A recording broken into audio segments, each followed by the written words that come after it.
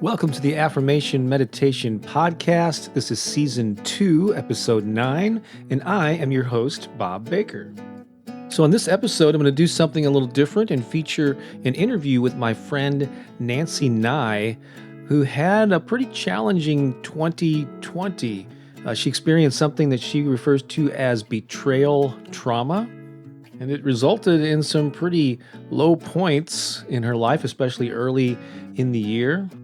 But the good news is she climbed her way out of it using a set of tools that she discovered along the way, and it led to her realizing her value and discovering a deeper meaning of self-love, nurturing, and just taking care of yourself.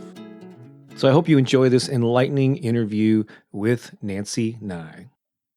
So joining me on Zoom right now is my friend Nancy Nigh. Hi, Nancy. Good to see you. Hi, Bob. It's so good to see you. I haven't seen you in a year or more. And so you posted something on Facebook a month or two ago, something about self-love or rediscovering yourself, and you're in a positive space. And I knew that there was a story here that I wanted to share with my audience. And so that's what I like to dive into. And I don't even know all the details of your journey. So I know I'm gonna discover this as we chat here. But first, let's establish that we've been friends for several years, I believe now. And our connection is primarily through improv comedy and the performing arts. That's safe to say. Yes, yes. And you taught me a lot about musical improv. And I just really admire the classes that you teach and the way that you spread, the skills and benefits of improv in St. Louis. Oh, So, cool. Thanks. Yeah, and you've been in some of my shows, and then we also did this thing called playback theater that we were involved in. So our paths have crossed, and we've performed together a number of times. And so it's safe to say, I know you haven't made. I don't believe you've ever made your living from acting or improv. I think as far as I know, you've had like traditional day jobs. But it's safe to say that that's an important part of your life. yeah, absolutely. I've always had a full-time gig, with a company. So no, I've never made my living by that. I have done some commercial acting, and there have been years when that goes great and I have a whole bunch of extra money from that. And then other years when that just completely dries up, and I don't force it too much. And just lately I've been trying to only do things that bring me joy and that are not too stressful on me, just because I'm trying to manage the amount of stress in my life. And I think that's going to tie into what we're talking about here. Yes. Um, and so basically, I know that and a year ago, around the very beginning of 2020, I mean, the world was shifting by February and March. There was a pandemic happening which affected all of us. But you had some things in your personal life that took place, and you just mind highlighting some of those so Yeah. we know what context we're talking about here. Yeah. So 2020 for me was a horrible year, not even including COVID. So forget COVID ever existed. If it never happened, I would still say 2020 was a very hard and pivotal year for me. And I do want to share this story because I am by far not alone. I've talked to so many people that have had the same situation. It is way more common than it should be, which is so sad.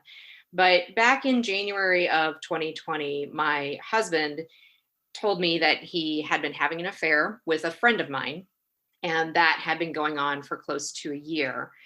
And right after that, a few weeks after that, he moved out to go be with this person. Wow. So I was experiencing a lot of trauma from that, a lot of betrayal trauma. And then a series of events happened in 2020 that just piled onto that trauma. So that beginning of 2020, that was bad enough. But then, for example, 2 weeks later, my car broke down and it was going to cost $10,000 to fix. And I had to go buy a new car like within 3 days. I had a mammogram that came back suspicious, and I had to go back to the doctor and get an ultrasound to make sure everything was okay. Everything was fine, But at that point, enough things had been going badly that I was terrified, and I was sure that that was going to come back. I was sure I was going to have breast cancer because, of course, everything else in my life had been just Wow. going not great. Yeah. And then a few months after that, I lost my job because of COVID. I was part of some layoffs that happened. And Now, had you been at that job for a while? I had been at that job for about 5 years. 5 years? Yeah. Now, I was extremely lucky, and I managed to get hired back on in a different department within like 4 weeks. So Okay. again, but at the time, it was like, Bob, when you are experiencing trauma, things that are normal, like my dishwasher broke. I could not deal with my dishwasher breaking. So I washed dishes by hand for like 6 months because I had had so much trauma that my bucket was full. I think of Yeah. it as like my bucket was 95% full. So something small like my dishwasher breaking, I was back in that trauma state again. And I knew about a couple of these things, and so it occurs to me that like two of the biggest areas of our lives that are part of our identity, like who we are, is it's our personal, our family life, and it's quite often, especially if you have a full-time job, whatever that is, that's part of your identity, and losing one or the other can throw you off. But losing both of them within a matter of months, I mean, I can just see that you would feel lost. Like, who am I? I don't have the family that I was used to for the past however many years is now up and up. There's a lot of upheaval there. How I make my living has changed. I mean, this is a lot. Right, right. Yeah. I read this book called Transitions. I think it's by Brian Friel, and he calls them life quakes. So when you have these big giant things happening in your life, it's a life quake. It upsets your whole life. Mhm. And in the book, he says that most people have a life quake maybe every 3 years, every 2 years. I was having life quakes like One after the other. multiple. Now, just add on top of all of that, COVID happens. Oh yeah. And all of a sudden, we're all terrified of getting sick, and we're quarantined. And honestly, for me at first, it was kind of the quarantining and then not having to go to an office was almost welcome. It was like, okay, my life is going to slow down. And I almost embraced that. Now I'm not still embracing that. I want to get back to normal life. But the COVID thing for me was not the thing that made 2020 an awful year by Yeah. any means. It was kind of there, and I, abided by all the rules and everything, but it was small peanuts compared to what all of the other Yeah. things that were going on in my life at So that is time. it safe to say that this was kind of a low point of your recent adult life? Oh my gosh. Probably maybe the low point, or Well, I don't know if it's a low point or if it's just it was just a hard stressful. Yeah. transition. A lot of good things happened. And we're going to talk about, my journey to finding more self-worth and how I kept myself afloat during the past year. But I see it as a big pivoting year, a big transition year, but also a year of kind of coming into my own power in terms of stopping being a people pleaser and starting to put myself first. So Wow. that, when I look back at this past year, and certainly I've survived, I won't say unscathed or unharmed because, I struggle with every day my feelings of self-worth, but I am so much closer today than I was a year ago, 6 months ago, even. Cool. So let's talk about that journey. I'm sure it was baby steps, and you probably went, 2 steps up and then fell back down again. But what steps did you take? Did you have any tools? Were there books that you referenced? It's just self-awareness? Maybe, yeah, Yeah. tell me a little bit about that process. So immediately after it happened, I was in that trauma state, and it was very physically debilitating. So, and I didn't expect that. I didn't expect that I physically, I immediately got like a bladder infection, and, I just was sick in every way possible. And then I started to do yoga in the mornings. And this really was key for me, to get me out of bed. I would lean over the side of the bed and stretch, go straight into a down dog, and just do whatever felt right for that day and that morning. And that was the first thing that got me out of bed every day. Of course, I have two kids that are teenagers, so I couldn't just lay in bed all day and feel sorry for myself. I had to get up, I had to be there for them. I had to not put on a brave face, I won't say that, but I had to show them that this is not going to ruin our lives, that we are Mhm. going to move on and we are going to do the things we need to do. And yes, I'm going to make you lunch today, and I will get Right. you to where you need to go. And I will continue grocery shopping and all of the things that you need, to do for kids to provide them with a stable home. I Mm. also, though, Bob, I will have to say, shameless plug, listen to your affirmations regularly. And I'm not even joking, or I'm not buttering you up to say that, like, there were many days when I just laid on the living room floor and I would turn on one of your affirmations on YouTube and just listen to you saying, "Oh, I'm going to get teary right now. Oh my gosh." Oh my I would God. just listen to you saying, like, you are worthy, you are Yeah. enough, you are whole, you are loved. And I would just do that as long as it took. Wow. I don't even think I don't know if you've shared this with me. Maybe you did in a text real briefly, but I didn't Maybe, I realize. don't know. I probably should have told you sooner, but Oh, that's um, awesome.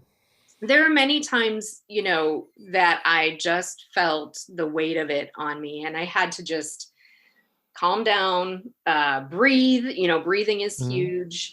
And then those affirmations. I also would listen to another podcast that does sleep meditations, Mhm. to fall asleep. I had to do that every night for probably like 3 weeks to just fall asleep, to Yeah, to just listen to relax. someone with a calming voice, Mhm. just saying, "You're going to be okay," basically. Awesome. So you what that and so it should be pointed out. So a lot of people when they're faced with those traumas will just sort of like throw in the towel. But you realize there were steps you needed to take to switch your mindset, and start and lead to a new chapter or whatever Yeah. of your Yeah. life. And And then, so you took the steps to seek those things out, which many people don't do. right. I mean, at that point, it was kind of a survival tactic. I had to Yeah. sleep at night. I had to get to sleep somehow. I had Yeah. to be okay for my kids. And by okay, I don't mean happy. I mean, just be a functioning adult. And when Yeah. you're in that trauma state, the thing that causes that trauma is that you immediately feel unsafe.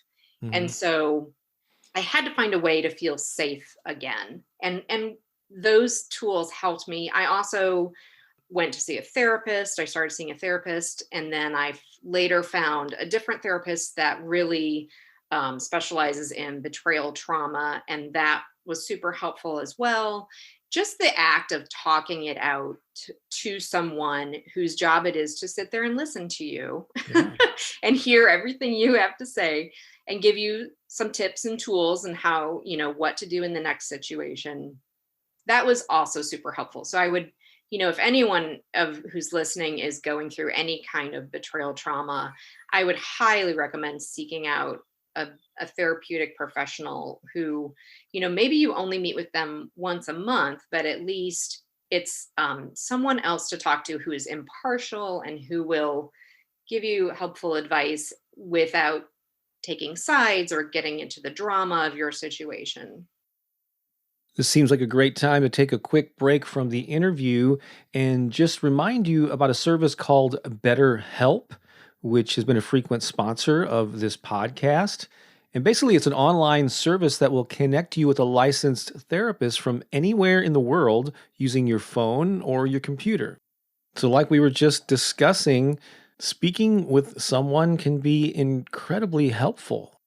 You don't have to power through the challenges and the low points in life alone. You can seek out help.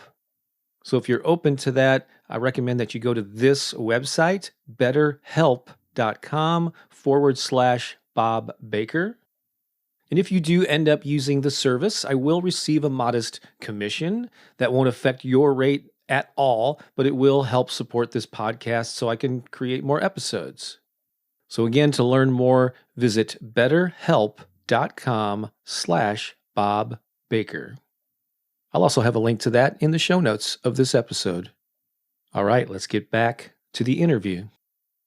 So it was yoga, it was affirmations, it was seeking out, a counselor or therapist that you met with, I mean, once a week or something like that for a while, perhaps? Yeah, absolutely. I think at first it was once a week and then it went to about once every other week. Now I meet with her maybe once every other week or once every 3 weeks. And Yeah. we still, I'm still processing this and working through the ramifications of what Mhm. happened to me. So it's not like I'm done. Yeah, of course. um, I don't think you'll ever be done, Oh, no. learning how to love yourself. But I think through all of that, I also read a ton of books. I read probably 10 books in the past year that are all different angles of how to be okay and how to love yourself and how to recognize that you are the best person to love yourself. You are your Mhm. own soulmate. And isn't it a different or a difficult lesson for a lot of people to learn this self-love? Because people, I think we automatically, well, there's so many different factors that play into it. We think that nurturing yourself is self-serving, and then we're, depending on what messages we got growing up for our family and friends, that can influence our young minds related to our own personal self-worth. And so did you have those? I mean, so you're not alone, but did you struggled with those, or looking back, do you see how was there maybe a lack of appreciating yourself and nurturing yourself? Well, I think working with my therapist, what I learned was that in my family of origin, I was probably like the people pleaser. I was Mhm. the one like doing all the things right so that nobody would be upset.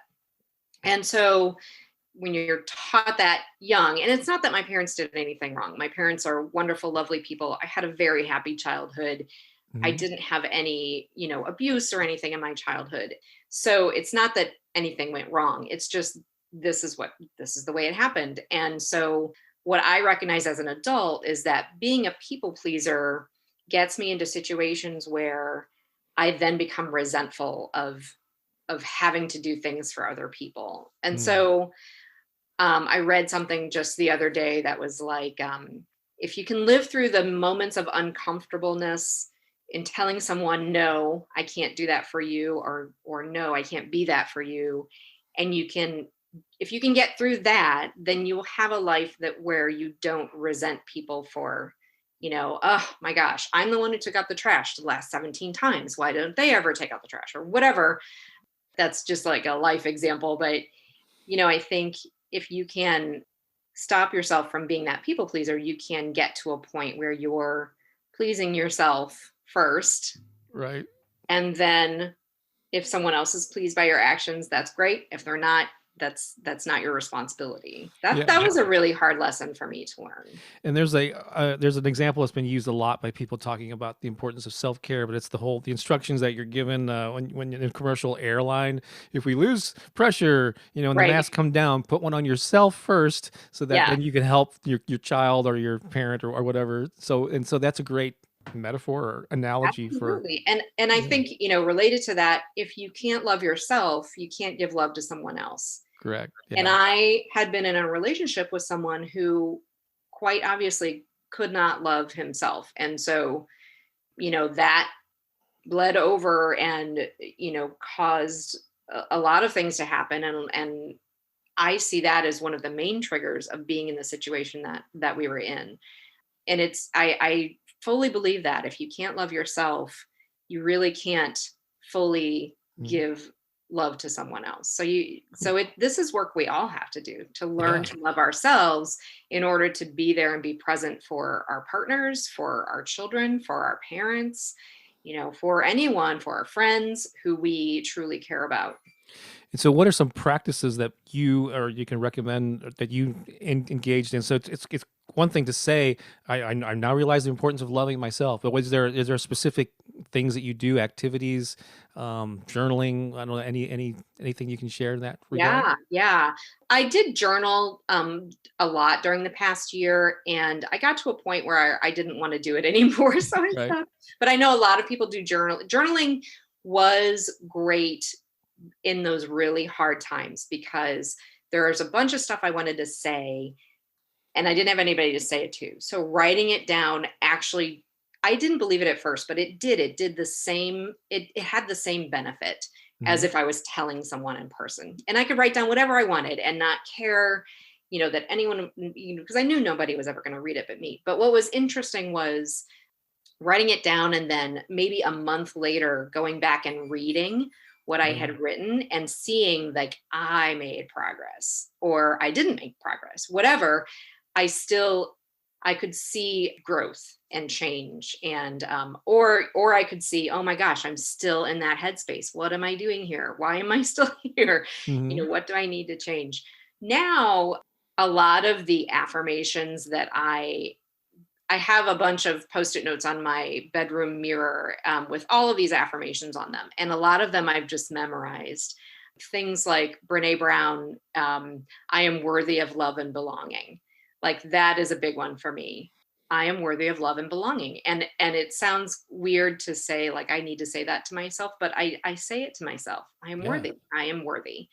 There's another one that I love, and I can't remember where I found it, but it basically is, oh, I know where it was from. I read some books on Buddhism, and I read a book by, I'm going to say his name wrong, but he's a famous Buddhist thought leader, Thich Nhat Hanh, I think is how Yeah. you say his name. I Yeah. I know might, what I know who you're talking about. I Yeah. think I'm saying it wrong. But anyway, I read probably three of his books. I love what he writes, but one thing a little mantra that he wrote was, when you're feeling something that's overwhelming, to say to yourself, hello, emotion, whatever it might be. Hello, sadness.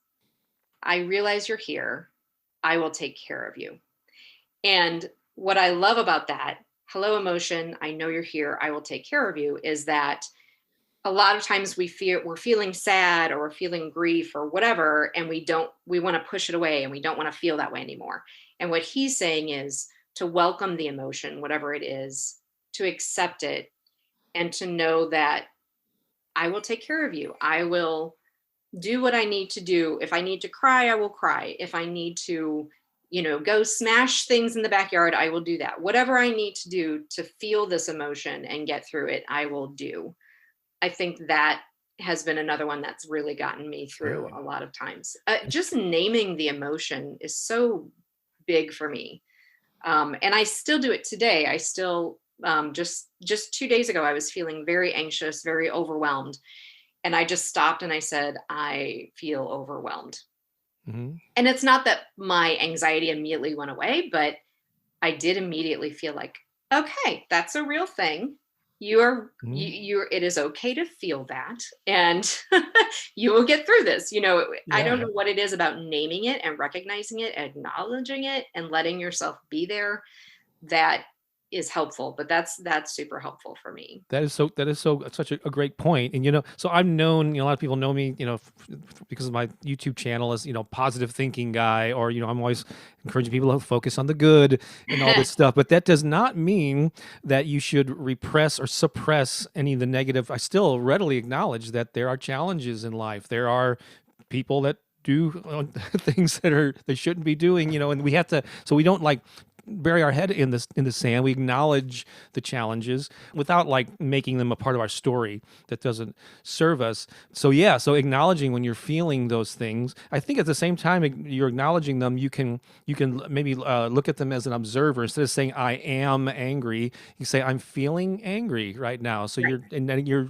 noticing it, naming it, but not embodying it to where I am anger. you Right, know, right. you There know? is, a comfort in knowing that this is a state of feeling, but it will pass. I read Yeah. another thing that said that feelings only last for, I'm going to get this wrong, I can't remember how many seconds, but it was like 20 seconds or something.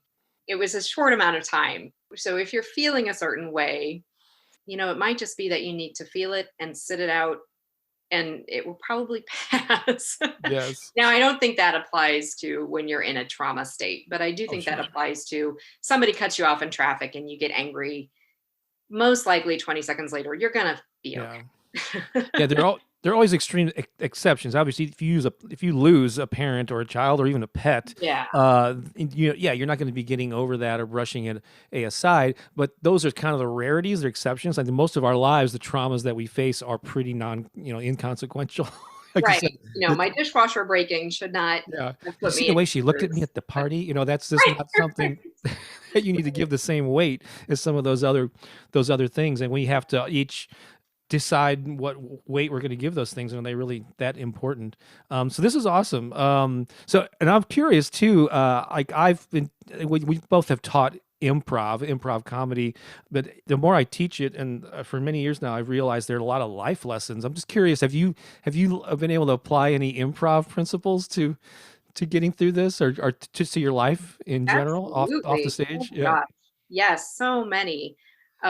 Just the first basic rule of yes and. Not that I want to yes and all of the things that happened to me, but now when something bad happens, I often will sarcastically say, yes, that is exactly what I wanted to happen. Like Mhm. yesterday, the trash can fell over and I knocked it over and I just went, oh, yeah, that is exactly what I wanted to have. I wanted to pick up trash Mhm. today, Mhm. so just that concept of turning something bad into this is what I wanted to happen. Mhm. I think the concept of listening has been very key for me, and especially starting a new job, which I started at the beginning of September. You're trying to learn to be with new people. I've never met these people in person. We're all working over Zoom. It's just weird. And so, the listening skills come into play really, really big time. But listening to myself Mhm. has been important to me as much as listening to other people. Now, when we're on stage in an improv show or improv rehearsal, we're really focusing on listening to that other person. But the way that I've used that for myself is really listening to myself. Yeah. Well, self-awareness is, I think, the first one of a big step in transformation. Just being aware of your thoughts, being aware of how you're seeing the world. What's the perspective here? Um, Yeah, and one thing I learned through again another one of the books I read is that feelings come from thoughts, and so now this is that person's theory. I don't think feelings always come from thoughts, but if you follow that line of thinking, when something bad happens, you can sit there and go, okay, I'm feeling really angry. What happened? So and so said this. If you're lucky, you can trace it back and go, oh, so and so said this to me. And that made me think they don't care about me, which made me feel angry. mhm. It's not that simple, of course. In our daily lives, things are much more complicated. But I've often stopped myself and said, oh, wait, I'm naming my feeling. I am feeling sad right now. Mhm. How did I get here? And I can often trace it back to, oh, this one little thing, this text message triggered me to think these thoughts, which then triggered me to feel sad. Yeah. You know, um, and it's not that doing that makes the feeling go away, but it does help you realize, okay, I'm not just moody. I'm not just being dramatic. There's a reason I'm feeling this way. It sheds the light of awareness on it, which can also often, is it dissipate? That's the word I'm looking for. Yeah, the awareness the of our own emotion. thoughts is It's, is yeah. huge. I think What is the story I'm telling myself? What am I saying to myself? yeah. And that's another Brene Brown, method is what is the story I'm telling myself about this? And Sure. especially in dealing with other people, if something happens and you don't agree with it, and you figure out that I'm telling myself a story, and maybe the other person didn't intend it to come out that way at all. Yeah. So They're telling themselves a different story. Yeah. yeah, they have and a different script. and I was or am a big fan of Wayne Dyer. He passed away 5 years ago, but his actually I have a book coming out probably in early April or late March, called The Power of Affirmations and Positive Self-Talk. You may have seen me doing a little cover voting thing on Yeah, Facebook. yeah. And in there, I talk about how, yeah, his book, Your Erroneous Zones, was the first kind of self-help, eye-opening perspective that I got. But he often I heard him many times in his talks say that like anger doesn't exist in the world, or jealousy isn't a thing that you can go get a bucket of. It's simply a perception that human beings are making up in their mind. Yeah, and it comes from our thoughts. So I do believe, I've written for many years, there's a process of, you can control your thoughts. The first step is monitoring your thoughts, like just being aware of what am I thinking about these things? Because I used to, at a younger age, in my teens, just think they were just there's the thoughts in my head. That's who I am. I'm feeling unworthy. And lack of confidence. That must be who I am. But it's not my reality.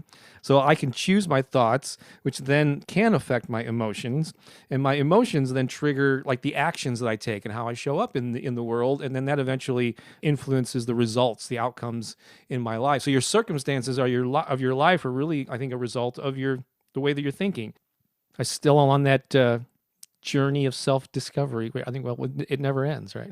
It never ends. It's a daily, when you asked me to do this podcast, I thought, well, I don't want people to think that I'm just all good now, because, Yeah. No. it is such a process, and it's a daily, sometimes moment to moment, self-talk and affirmations, and, reminding yourself that you are worthy. You are worthy. I believe every person on this planet is worthy of love and belonging. I firmly believe that.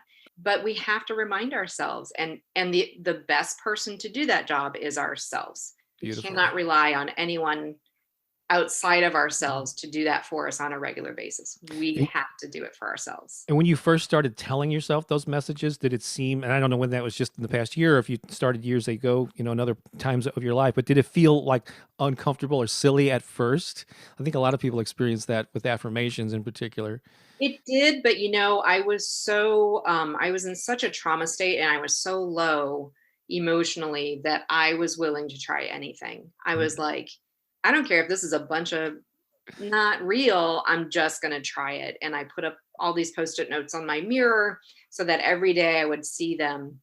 And now, they've been up for a year, and I see them, but often I will fixate on a certain one. I mean, there are probably 20 post-it notes on my mirror, Bob, but I will, for some reason, on every day, I'll look at one and think, oh, yeah, that's good. I should think about that today, not in a prescriptive way, but just those messages come to me when I need them. I believe that. Yeah. Like I notice the thing I need to hear that day. They probably work on a subliminal level too. Let's hope. Yeah, that's awesome. Any other tips or anything that we didn't cover yet, or advice that you have for anyone going through I would just remind people that of all the reading I've done about betrayal trauma, it is one of the very hardest to get over and work through. And I just wouldn't minimize that. If you've been manipulated, lied to, cheated on, and it's so very common. It's so sad that it's so very common. I can't tell you how many friends have come forward after knowing what happened to me and said, oh my gosh, can we have lunch? This is happening to me. And I've given away some of my books to those people. Like, of course, let's talk, just validating their feelings. I just wouldn't underestimate it. It is important to deal with the lessons you're learning from that, so that it doesn't get repeated. And not saying that I'm not saying it was my fault, but certainly I can do things that protect me from being with that type of person again. So just do what you need to do to get through your day. And maybe it's a moment at a time, maybe it's a day at a time, maybe it's a week at a time. But you are the person that's going to have to save yourself. You are the person that's going to have to love yourself. And there's no one out there who is reliable enough to give that love to you. It has to come from you. That is the message that I've learned. I used to, love to get flowers, but I would never get flowers from anyone in my household. And I love flowers. I love having fresh flowers in a vase on my dining room table. Now I buy myself flowers. Oh, beautiful. Every time I'm at the grocery store, I buy myself flowers, and I don't feel guilty about it. At first I did. I felt so guilty. Like, oh, I'm spending money on flowers and they're just going to sit in a vase and die. But now I'm like, nope, these are essential. I need these. I need these in my life. I need to look up and see these bright, beautiful colors and these beautiful flowers every day. And so I no longer feel guilty about buying myself flowers. I love myself enough to buy myself flowers. That's a beautiful message. Yeah. And the more you love yourself, the more you're able to love others and serve others. Absolutely. Absolutely. That's wonderful. Wow, what a great note to end on. So, Nancy, thank you so much for taking me up on my offer to talk about this. I know it's very vulnerable for you to talk about these things, but I think it's going to help a lot of people who are going through a similar situation.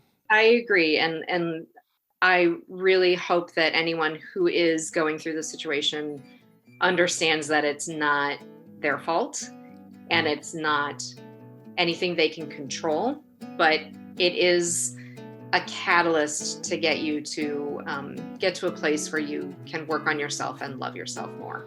Awesome. Thanks a lot, Nancy. Really appreciate it. And take care. And hope to see you in person before too long. Yes, please. Yes, and.